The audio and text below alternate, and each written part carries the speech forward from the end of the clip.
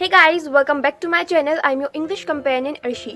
Today's video is going to be the last part of our main verb series. We have learned multiple helping verbs including is, am, are, was, were, do, does, did, has, have, had, will, shall and so on. And now it's time to learn to use the last helping verb which is will have. So let's begin the video.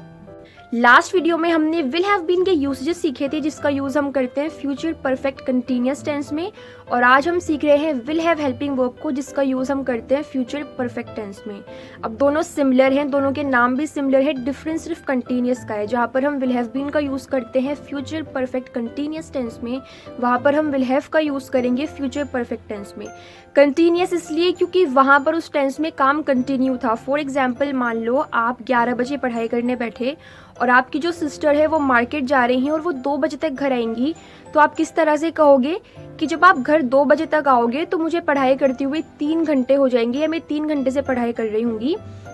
By the time you come back home, I will have been studying for 3 hours। क्योंकि आप 11 बजे पढ़ाई करने बैठे, 2 बजे तक अगर वो घर पर वापस लौट कर आती हैं तो आपको 3 घंटे पढ़ाई करती हो जाएंगे। तो आप कहेंगे I will have been और I'll have been studying for 3 hours by the time you come back home। मतलब जब तक तुम घर वापस आओगी मुझे पढ़ाई करते हुए 3 घंटे हो जाएंगे, मैं 3 घंटे से पढ़ाई कर रही हूँगी। आप किसी भी तरह से बोल सकते हो। ये हमारा हो गया future perfect continuous tense. Continuous क्यों? क्योंकि यहाँ पर काम कंटिन्यू है। आपने 11 बजे पढ़ाई करना स्टार्ट किया, 12 बजे भी आप कर रहे हो, 1 बजे भी आप कर रहे हो, और जब तक आपकी सिस्टर घर पर वापस आएंगे आप तब तक फ्यूचर में पढ़ाई कर रहे होगे। This is why this tense is called future perfect continuous. But आज हम विल हैव को सीखेंगे जिसका यूज हम करते हैं फ्यूचर परफेक्ट में।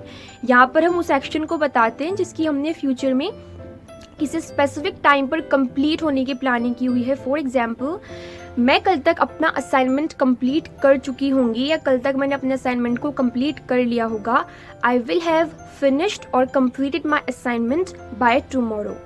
तो यहाँ पर आपने बताया कि कल, जो कल आने वाला है फ्यूचर, वहाँ पर किसी स्पेसिफिक पॉइंट ऑफ टाइम पर आप अपना असाइनमेंट कंप्लीट कर लोगे या आपने प्लानिंग की हुई है कि कल तक आपका काम हो जाएगा।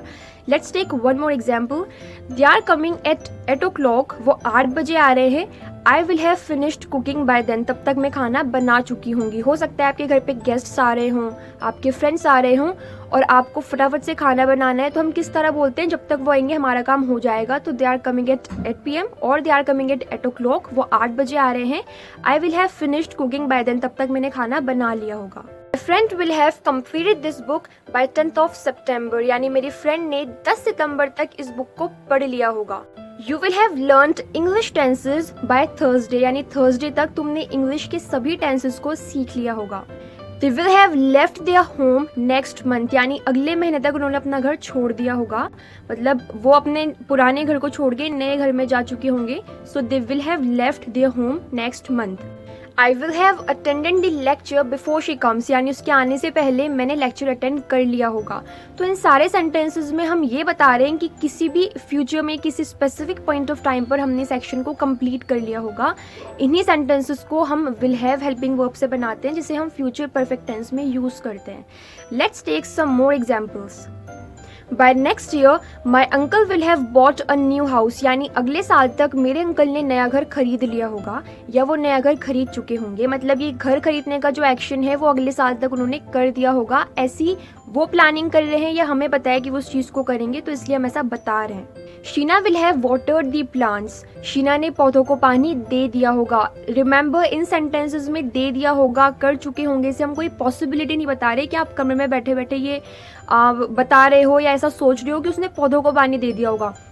यहाँ पॉसिबिलिटी नहीं बता रहे, यहाँ पर हम बता रहे हैं कि हमने इस एक्शन को सच में कर दिया होगा।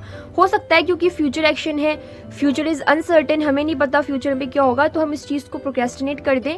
बट स्टिल हमने प्लानिंग की हुई है उस एक्शन को करने के लिए, इसलिए हम बोल रहे हैं that we will have done so. हमने ऐसा कर दिया होगा। She will have taken the English exam by this evening। यानी शाम तक उसने इंग्लिश का एग्जाम दे दिया होगा।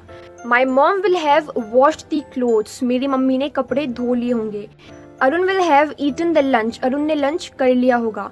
तो इन सारे सेंटेंसेस में हम उस एक्शन की बात कर रहे हैं जो फ्यूचर पे हमने कर लिए होंगे। आई होप आपको वीडियो पसंद आई हो, आपको सारे सेंटेंसेस के थ्रू फ्यूचर परफेक्ट टेंस या फिर विल हैव का यूसेज समझ में आया हो।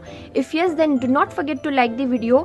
चैनल को सब्सक्राइब करना ताकि आपको ऐसे ही amazing interesting English lessons future में मिले।